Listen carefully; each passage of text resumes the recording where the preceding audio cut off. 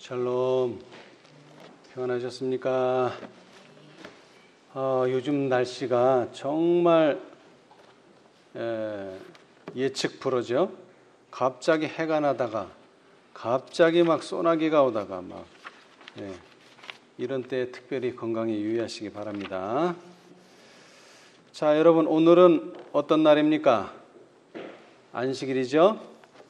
안식일이 어떤 날입니까? 안식일. 자, 우리 출애굽기 20장. 안식일이 어떤 날입니까? 출애굽기 20장 8절로부터 11절을 두고 한번 크게 읽어주세요. 출애굽기 20장 8절에서 11절.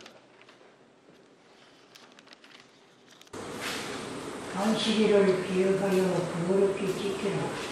엿새 동안 힘써 내 모든 일을 행할 것이나 제7일은 너희 하나님 여호와의 안식일인데 너나 내 아들이나 내 딸이나 내 남종이나 내 여종이나 내 육축이나 내 문안에 유하는 객이라도 아무 일도 하지 말라. 이는 엿새 동안에 나 여호와가 하늘과 땅과 바다와 그 가운데 모든 것을 만들고 제7일에 쉬었습니다. 그러므로 나 여호와가 안식일을 복되게 하여 그날을 거룩하게 하였느니라. 아멘. 이게 안식일입니다. 그래서 이 안식일은 아무 일도 하지 말라. 그걸 다른 말로 하면 쉬었음이라. 그래서 쉬는 날입니다. 쉽게 얘기해서 쉬는 날. 일하지 않는 것이 쉬는 거죠. 그런데 이 쉼 말고 또 다른 쉼이 있어요. 일하지 않음으로 오는 쉼이 아니고 일을 하기는 하는데 쉼이 있어요. 자, 이사야 57장 2절. 이사야 57장 2절.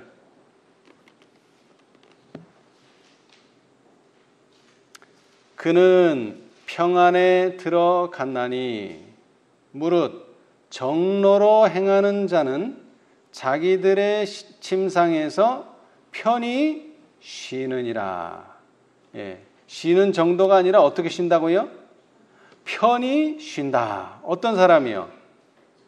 정로로 행하는 자가 자기들의 침상에서 편히 쉰다. 우리나라 속담에도 있죠? 때린 사람은 잠을 못 자는데 맞은 사람은 두 발 뻗고 잘 쉰다. 뭐 그런 비슷한 이야기예요. 근데 성경은 어떤 사람이 쉰다고요? 정로로 행하는 자가 쉰다는 거예요. 정로로 행하는 자. 정로로 행하는 자. 근데 오늘날 현대 사회에서요, 사실은 쉼이 없습니다. 쉼이 없어요. 그것을 현대 진리인 셋째 천사는 이렇게 말하죠. 계시록 14장. 계시록 14장. 오늘 우리가 쉼을 얻어야 되는데 특별히 예수님 오시기 전에는 그런데 오히려 쉼이 없어요. 계시록 14장 9절로 11절. 계시록 14장. 셋째 천사가 그것을 알려주죠. 왜 쉼이 없는지.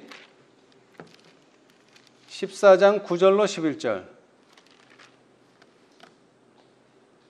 또 다른 천사 곧 셋째가 그 뒤를 따라 큰 음성으로 가로되 만일 누구든지 짐승과 그의 우상에게 경배하고 이마에나 손에 표를 받으면 그도 하나님의 진노의 포도주를 마시리니 그 진노의 잔에 섞인 것이 없이 부은 포도주라.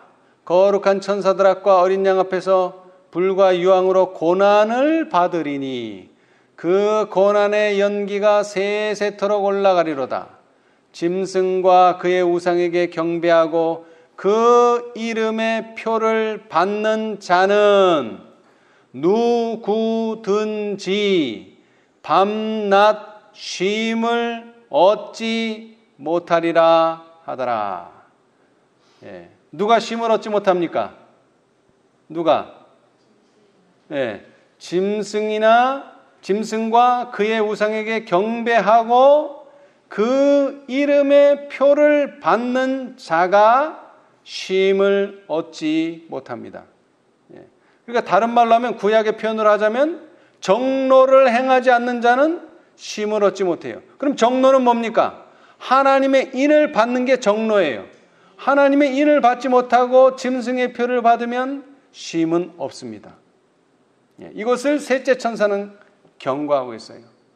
그런데 우리가 말하는 이 정로 곁에는 항상 두 개의 곁길이 있어요. 어떤 곁길이 있습니까?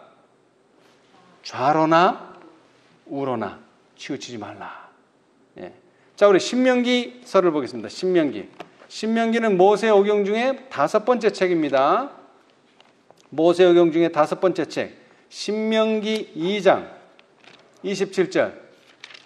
신명기 2장 27절. 자, 누가 한번 큰 소리로 읽어보세요.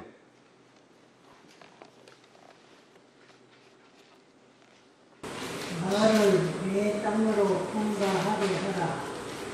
내가 대로 행하고 좌로나 우로나 치우치지 아니하리라. 아멘. 자, 여기서 이 사건은 뭐 여러분이 잘 아시니까 언급하지 않겠습니다만은, 하여튼 문자적으로 좌로나 우로나 치우치지 아니하리라. 자, 그 다음에는요, 5장 32절. 5장 32절. 신명기 5장 32절입니다. 그런즉 너희 하나님 여호와께서 너희에게 명령하신 대로 너희는 삼가 행하여 좌로나 우로나 치우치지 말고. 예. 자, 여기도 뭐라고요? 좌로나 우로나 치우치지 말고. 자, 그 다음 17장입니다. 17장 11절. 17장 11절.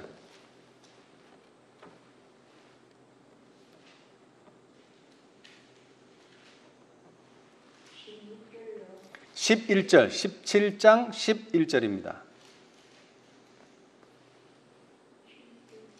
17장 11절. 신명기서 똑같은 책. 곧 그들이 내게 가르치는 법률의 뜻대로 그들이 내게 고하는 판결대로 행할 것이요 그들이 내게 보이는 판결을 어기어서 좌로나 우로나 치우치지 말 것이니라. 자, 그 다음에는 20절, 같은 장 17장 20절. 그리하면 그의 마음이 그 형제 위에 교만하지 아니하고 이 명령에서 떠나 좌로나 우로나 치우치지 아니하리니 이스라엘 중에서 그와 그의 자손의 왕위에 있는 날이 장구하리라. 자, 그 다음에 28장입니다. 신명기 28장. 신명기 28장 14절. 신명기 28장 14절. 내가 오늘날 너희에게 명하는 그 말씀을 떠나 좌로나 우로나 치우치지 아니하고 다른 신을 따라 섬기지 아니하면 이와 같으리라. 아멘. 여러분, 신명기서는 모세오경 중에 5번째 책인데 지금 우리가 찾아본 좌로나 우로나 치우치지까지 요 문구가 들어있는 성경절이 5개가 나왔어요. 그 말은 마지막 시대에 미혹당하는 사람들이 아주 많을 것입니다. 그러나 이 계시록 14장 천사와 18장 천사에 유념하여 정로로 행하는 자는 절대로 좌로나 우로나 치우치지 않게 될 것입니다. 그런데 이 신명기서 다음 책이 여호수아서인데요. 여호수아는 좌로나 우로나 치우치지 않는 방법에 대해서 알려줍니다. 자, 여호수아서 1장. 여호수아서 1장 7절입니다. 여호수아서 1장 7절. 여호수아서 1장 7절.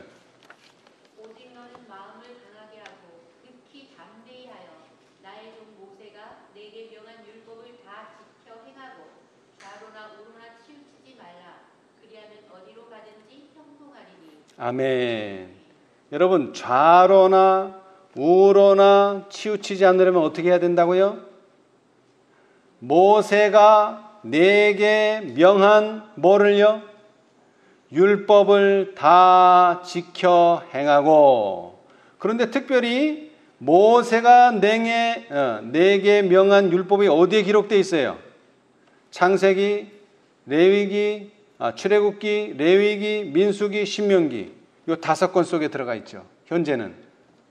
그 율법을 다 지켜 행하면 어떻게 된다고요? 좌로나 우로나 치우치지 않게 돼서 어디로 가든지 형통하게 된다. 그런데 중요한 말씀은 항상 뭐 된다 그랬죠? 중요한 말씀은 반복. 자, 23장, 여호수아 23장 6절. 다시 반복하십니다. 이번에는 좀 더 구체적으로 반복하십니다. 여호수아 23장 6절. 그러므로 너희는 크게 힘써 모세의 율법책에 기록된 것을 다 지켜 행하라. 그것을 떠나 좌로나 우로나 치우치지 말라. 아멘. 더 구체적이죠, 그죠? 율법책에 기록된 것을 다 지켜 행하라. 그렇게 하면 어떻게 된다고요? 좌로나 우로나 치우치지 않게 돼요. 그런데 만일 율법책에 기록된 것을 떠나면 어떻게 됩니까? 좌로나 우로나 치우치게 돼 있어요. 어쩔 수 없습니다. 예. 자, 우리가 가정 공부 시간에도 배웠지만 여러분, 가버나움은 복받은 곳입니까? 저주받은 곳입니까? 복받은 곳이에요? 저주받은 곳이에요? 복받은 곳이기도 하고 저주받은 곳이기도 합니다. 참 재밌죠? 왜 하나만 해야지? 복을 받았으면 복을 받던가, 저주를 받았으면 저주를 받던가, 하나만 해야 되는데 이 2가지가 다 있어요. 자, 우리 마태복음 4장. 마태복음 4장. 이사야의 예언을 이룬 곳이 가버나움이기도 합니다만 복받은 곳이에요. 마태복음 4장 13절로부터 16절. 이곳에 보면 이사야가 예언했던 말씀의 성취가 바로 가버나움에서 이루어졌음을 알 수가 있습니다. 자, 13절로 보시면은요. 나사렛을 떠나 스불론과 납달리 지경 해변에 있는 가버나움에 가서 사시니 이는 선지자 이사야로 하신 말씀을 이루려 하심이라. 일렀을 때 스불론 땅과 납달리 땅과 요단강 저편 해변길과 이방의 갈릴리여 흑암에 앉은 백성이 큰 빛을 보았고 사망의 땅과 그늘에 앉은 자들에게 빛이 비치었도다 하느니라. 이 말씀이 어디서 그대로 성취되었습니까? 가버나움에서요. 그죠? 가버나움에서. 아주 복받은 땅이었었어요. 그래서 이곳에 사는 많은 병자들이 낫기도 하고 더 나아가서 새 나라, 회개하라 천국이 가까웠느니라 하는 복음의 말씀을 많이 들을 수 있는 기회가 바로 이 가버나움 땅에 주어졌어요. 그런데 그들이 그 기회를 거절하고 그 기회를 등한히 함으로 어떤 선고를 받게 되느냐? 같은 책 마태복음 11장. 마태복음 11장 20절로 24절입니다.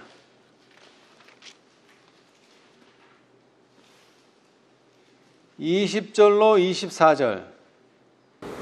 예수께서 권능을 가장 많이 베푸신 거울들이 쾌대치 아니하므로 그때에 책망하시되 화가 있을진저 고라시나 화가 있을진저 베세다야 너희에게서 행한 모든 권능을 두로와 시돈에서 행하였으면 저희가 벌써 베옷을 입고 제에 앉아 회개하였으리라.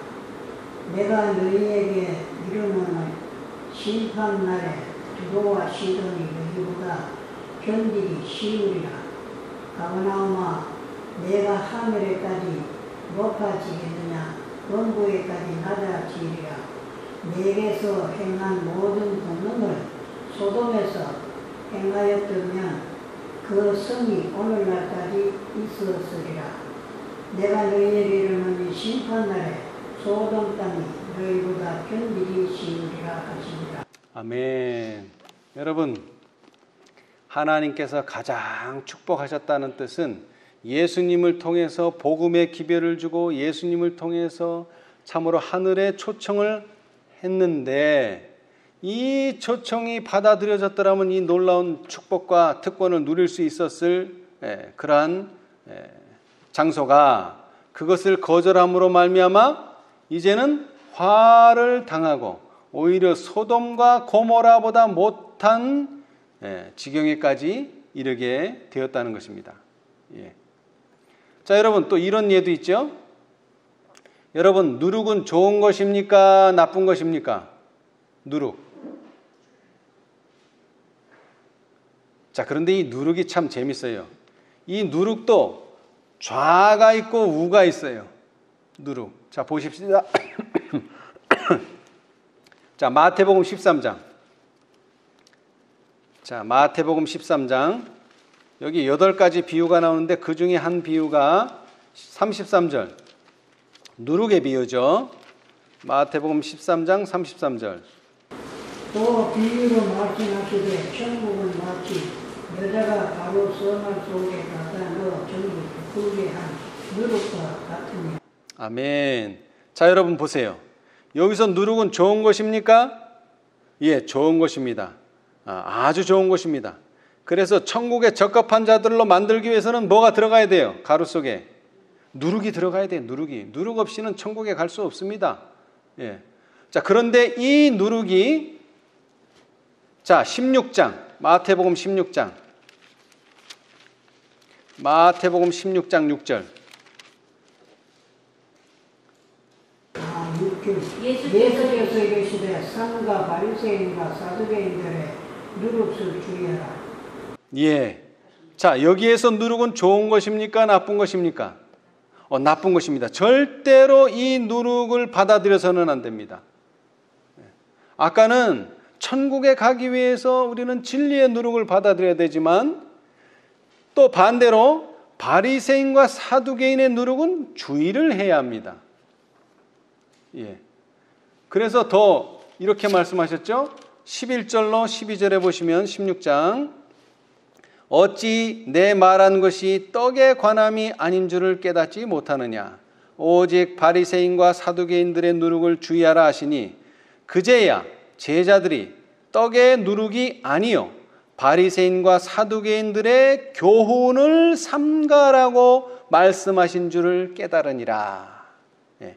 누룩은 교훈입니다. 그런데 이 진리의 교훈은 사람을 하늘에 적합하게 만들지만 사두개인과 바리새인들의 교훈은, 인간의 교훈은 사람을 어떻게 만듭니까? 하늘에 부적합한 사람으로 만들어버립니다. 그래서 누룩이 아주 매우 중요합니다. 누룩은 좋은 것이기도 하고 나쁜 것이기도 합니다. 예. 그런데 이것이요, 절기에서는 더 극명하게 나타납니다. 절기. 7개의 절기가 있죠? 완전수 7. 자, 그 중에 첫 번째 절기가 뭡니까? 첫 번째 절기. 유월절, 두 번째 절기, 무교절, 세 번째 절기, 초실절입니다. 자, 우리 성경에서 그 유래를 보겠습니다. 유래. 자, 출애굽기로 가보겠습니다. 출애굽기. 이 출애굽의 운동으로부터 이 절기가 시작되었죠. 출애굽기 12장. 출애굽기 12장. 애굽을 떠나는으로 말미암아 유월절, 무교절, 초실절을 맞이하게 됐습니다. 또 지키게 됐어요. 12장 8절. 그 밤에 그 고기를 불에 구워 무교병과 선 나물과 아울러 먹되. 예, 감사합니다. 우리가 보통 유월절과 무교절과 초실절은 분명히 구분되어 있습니다만은 신약에 보면 유월절과 무교절이 혼용돼서 사용됩니다. 혼용. 유월절이 무교절이고 무교절이 유월절이에요. 근데 그것이 왜 그런 거 하니, 유월하는 그 출애굽하는 그때에 먹었던 음식이 뭐예요? 먹었던 음식이 무교병이기 때문에 그렇습니다. 그래서 무교절이 유월절이고 유월절이 무교절이에요. 그래서 혼용해서 사용될 수도 있습니다. 자, 15절에 보시면 좀 더 설명이 나오는데요. 이 유월절은 하루지만 무교절은 7일입니다. 너희는 7일 동안 무교병을 먹을지니, 여기서 말하는 무교는 교가 효모예요. 누룩이에요. 그러니까 무라는 건 없다. 그러니까 누룩 없는 빵이나 떡이 무교병입니다. 너희는 7일 동안 무교병을 먹을지니 그 첫날에 누룩을 너희 집에서 제하라. 무릇 첫날부터 7일까지 유교병을 먹는 자는 어떻게 된다고요? 이스라엘에서 끊쳐지리라. 아주 무서운 선고입니다. 그래서 이날은 뭐만 먹어야 돼요? 무교병만 먹어야 돼요. 절대로 누룩 있는 빵을 먹어서는 안 됩니다. 그리고 20절은 또 강조하고 있어요. 너희는 아무 유교물이든지 먹지 말고 너희 모든 유하는 곳에서 무교병을 먹을지니라. 누룩 없는 빵을 먹어야 돼요. 절대로 누룩 없는 빵을 먹어야 돼요. 자, 그런데 우리 예언의 신을 한번 보겠습니다. 이 세 절기는 첫째 날이 유월절, 둘째 날이 무교절, 셋째 날이 초실절. 그런데 무교절은 일주일간 갑니다. 7일 동안 가요. 그런데 하여튼 첫째 날은 유월절, 둘째 날은 무교절, 셋째 날은 초실절이에요. 이 세 날은 계속 연속됩니다. 첫째, 둘째, 셋째가 계속 연속돼요. 자, 그래서 이 세 절기에 대해서 선지자는 이렇게 증언하셨어요. 선지자. 자, 시대의 소망 77페이지. 이건 중요하니까 한번 보겠습니다. 시대의 소망 77페이지. 누가 찾으셨으면 한번 읽어주세요. 큰 소리로. 시대의 소망 77페이지. 시대의 소망 77페이지. 구속의 역사 612페이지입니다. 612페이지. 유월절을 뒤이어 7일간의 무교절이 있었다. 그 한 단락을 큰 소리로 읽어주세요. 유월절을 뒤이어 7일간의 무교절이 있었다. 이 무교절의 둘째 날에는 그 해의 수확물 가운데 처음 익은 열매, 즉 보리단을 여호와 앞에 드렸다. 절기의 모든 의식은 그리스도께서 하실 사업을 표상하였다. 이스라엘 백성이 애굽에서 구원을 받은 것은 구속에 대한 실물 교훈이었고, 유월절은 그것을 기념하기 위한 것이었다. 죽임을 당한 어린 양, 누룩 없는 떡, 처음 익은 곡식단은 다 구주를 상징하였다. 아멘. 여러분, 처음 세 절기가 다 뭘 표상한다고요? 그리스도께서 하실 사업. 아직 예수님은 돌아가시지 않았어요. 앞으로 이런 일을 하실 건데 어떤 일을 하신다는 거예요? 첫 번째, 유월절이 오게 되죠. 죽임을 당한 어린 양, 이거 예수님의 사업입니다. 그 다음에는요, 누룩 없는 떡, 이거 예수님의 사업이에요. 그 다음에 처음 익은 곡식단, 이거 예수님의 사업이고, 그 곡식단이 예수님을 상징하고, 누룩 없는 떡이 예수님을 상징하고, 죽임을 당한 어린 양이 예수님을 상징해요. 그렇죠? 자, 이걸 다른 말로 하면은 유월절 날의 주인공이 누굽니까? 유월절 날 주인공, 죽임을 당한 어린 양이 주인공이에요. 그날 주인공은. 그런데 그게 예수님이라는 거예요. 그 다음에 무교절의 주인공이 누구예요? 무교병이에요. 무교병. 누룩 없는 떡. 그게 누구예요 또? 예수님.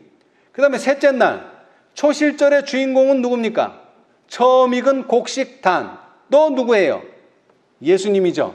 자, 그러면 질문 드리겠어요. 이제 이 날로부터 7일에 또는 7 안식일을 지나서 50번째 되는 날 오순절 날이 옵니다. 그러면 오순절 날의 주인공은 누굽니까? 오순절 날의 주인공 누구예요? 자, 우리 성경을 한번 읽어봅시다. 레위기서, 레위기.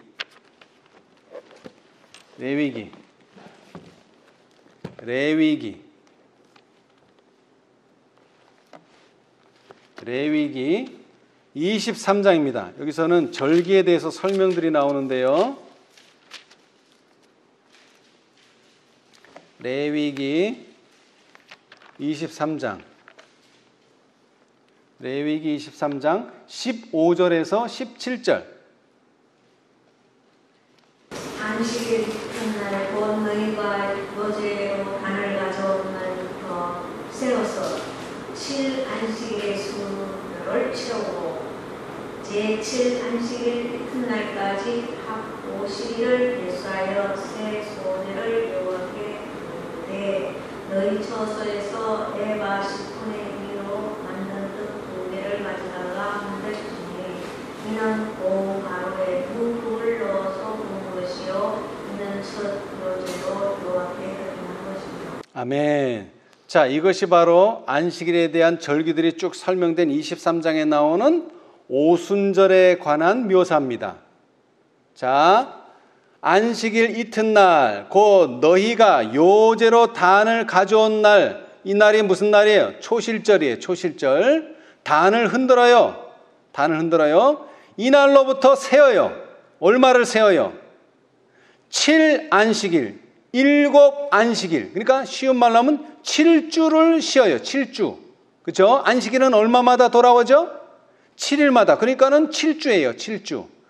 7안식일은 7주. 7주 수요를 채우고 제7안식일 이튿날. 그러니까 50번째 되는 날, 합 50번째 되는 날을 계수하여 새 소제를 여호와께 드리되. 뭘 드려야 됩니까? 이날 뭘 드려야 돼요? 떡. 몇 개?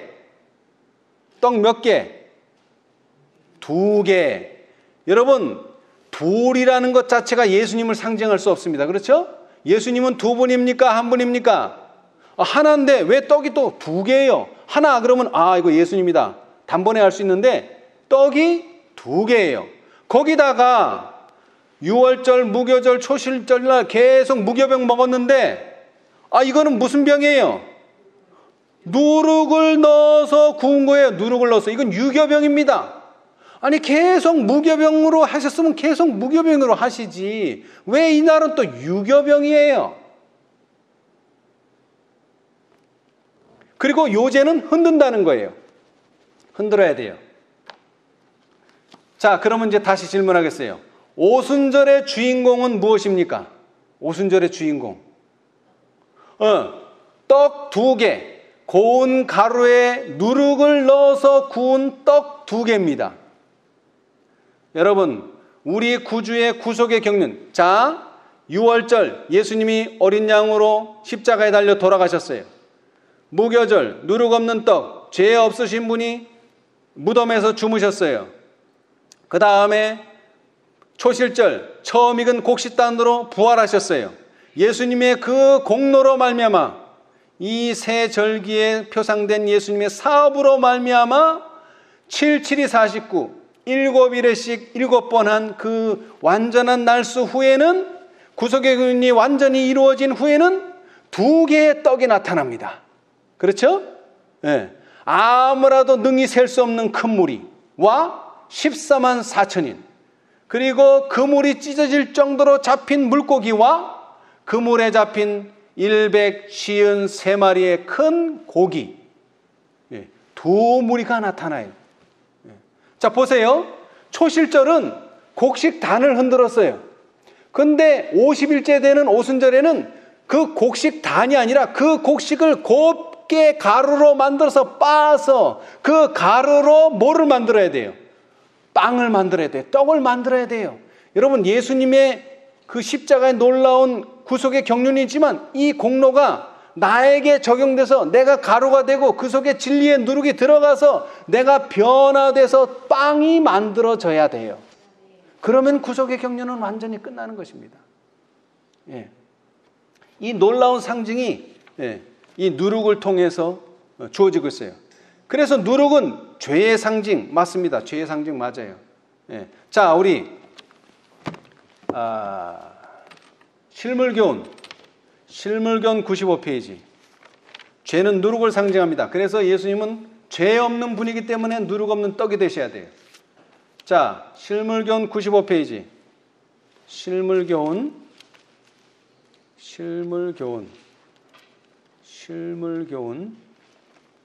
95페이지.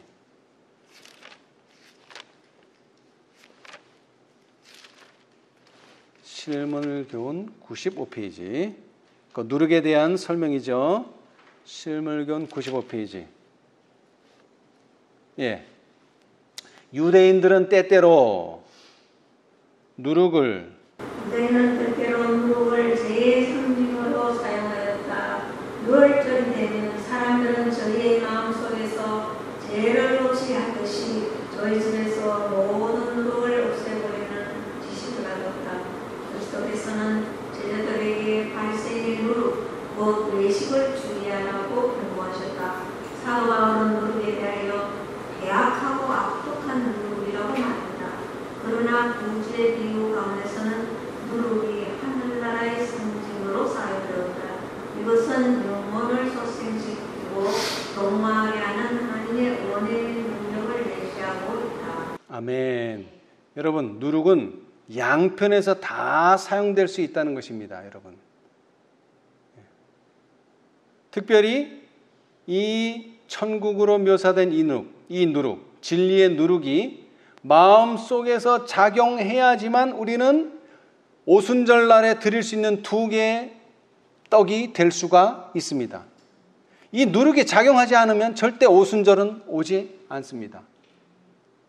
자, 그래서 98페이지를 보시면 98페이지 98, 그 한 장을 넘기시면은요, 가루 속에 감추인 누룩은 사람이 모르는 사이에 그 모든 가루를 부풀게 만든다. 이와 같이 진리의 누룩도 사람이 모르게 조용히 끈깃게 마음을 변화시킨다. 탁월한 본성이 부드러워지고 억제된다. 새로운 사상과 감정과 동기가 심어진다. 그리스도의 생애가 새로운 본성의 표준으로 세워지게 된다. 마음이 변하고 재능이 새로운 방면으로 활동하게 된다. 사람이 새로운 기능을 갖는 것이 아니라 이미 가지고 있던 기능들이 성화되고 양심은 각성된다.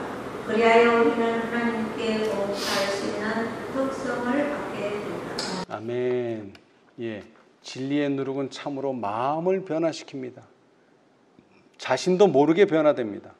그런데 이 진리의 누룩이 활동하지 않으면요, 하나 그대로 있습니다. 절대 2개 되지 않습니다. 2달란트도 마찬가지고 5달란트도 마찬가지고. 그런데 이 진리의 누룩을 작용하기 위해서 가장 중요한 분이 바로 성령이십니다. 성령. 예. 자, 우리 좀 더 읽어볼까요? 시대의 소망 671페이지. 시대의 소망 671페이지. 시대의 소망 671페이지. 보혜사는 진리의 성령이라고 불린다. 성령이라고 불린다. 자, 구속역사 888페이지 오른쪽 단 맨 밑에요. 보혜사는 진리의 성령이라고 불린다. 보혜사의 일은 진리를 밝히고 보존하는 것이다. 그분은 먼저 진리의 성령으로 마음 가운데 거하시며 그리하여 보혜사가 되신다.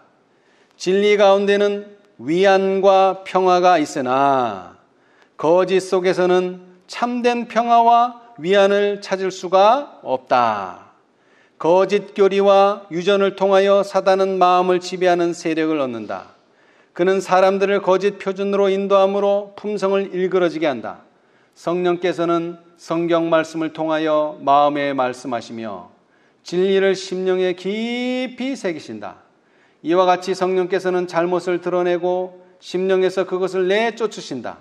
그리스도께서는 하나님의 말씀을 통하여 역사하시는 진리의 성령으로 말미암아 당신의 택하신 백성을 자기에게 복종하게 하신다.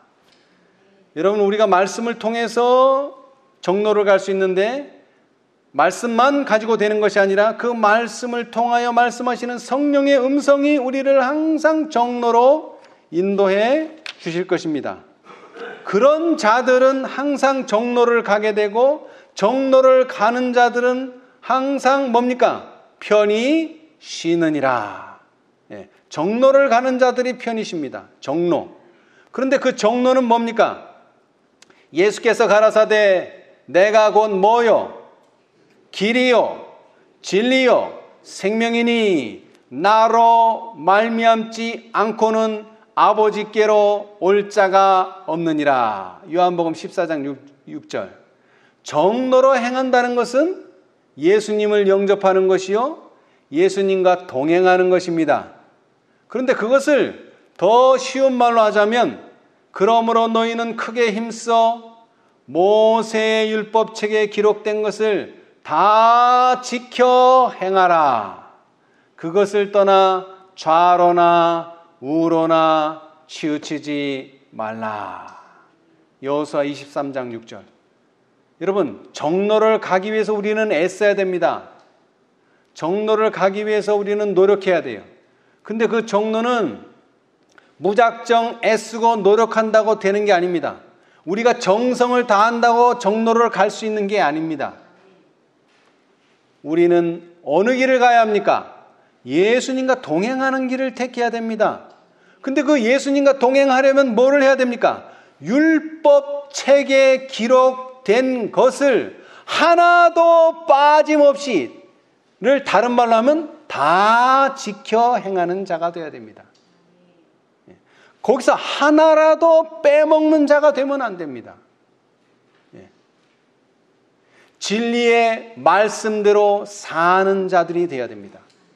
그런 자들은 이 마지막 시대에 짐승과 그의 우상의 표를 강요하는 이 시대에, 불안하고 쉼을 얻지 못하는 이 시대에 편안히 쉴 수 있는 자들이 될 것입니다. 불의의 속임이 임할 때에 우리 모두는 진리의 사랑을 받아 구원함을 얻게 되기를 간절히 바랍니다. 우리 모두 이렇게 되도록 율법책에 기록된 것을 다 하나도 빠짐없이 지키는 우리 모두가 되시기를 간절히 바라면서 오늘 말씀 마치겠습니다.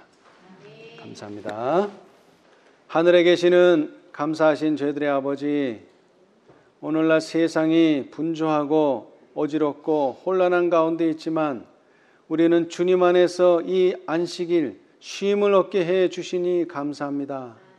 주님, 오늘뿐만 아니라 우리가 사는 매일 항상 우리의 마음이 주님 안에서 평안을 누릴 수 있도록 축복하여 주시옵소서. 그러기 위하여 우리는 항상 정로로 행하기를 원합니다. 주님 도와주셔서 항상 주님과 동행하는 생애 살 수 있도록 축복하여 주시옵소서. 신명기서에 기록된 대로 좌로나 우로나 치우치지 아니하고 항상 율법에 기록된 모든 것을 지켜 행하는 우리 모두가 될 수 있도록 축복하여 주시옵소서. 그러므로 말미암아 우리에게 당신의 쉼과 안식을 주시겠다는 약속 다시 한번 기억하게 도와주시고, 오늘날 짐승과 그의 우상이 강요되는 때에 우리는 하나님의 인을 받기에 부족함이 없는 저희 모두가 될 수 있도록 축복하여 주시옵소서. 하나님의 인으로 말미암아 또 하나님과 동행함으로 말미암아 우리가 항상 모든 일에 평안과 기쁨만을 누릴 수 있도록 축복하여 주시옵소서. 우리 중에 육신의 연약한 형제 자매들 기억하여 주시고 그들의 마음에도 하늘의 평안이 늘 함께 하셔서 이제 육신의 그런 모든 고통으로부터도 자유롭게 될 날을 기다리오니 주님 축복하여 주시옵소서. 이 모든 일에 은혜 베푸심을 감사하며 예수님의 이름으로 기도합니다. 아멘.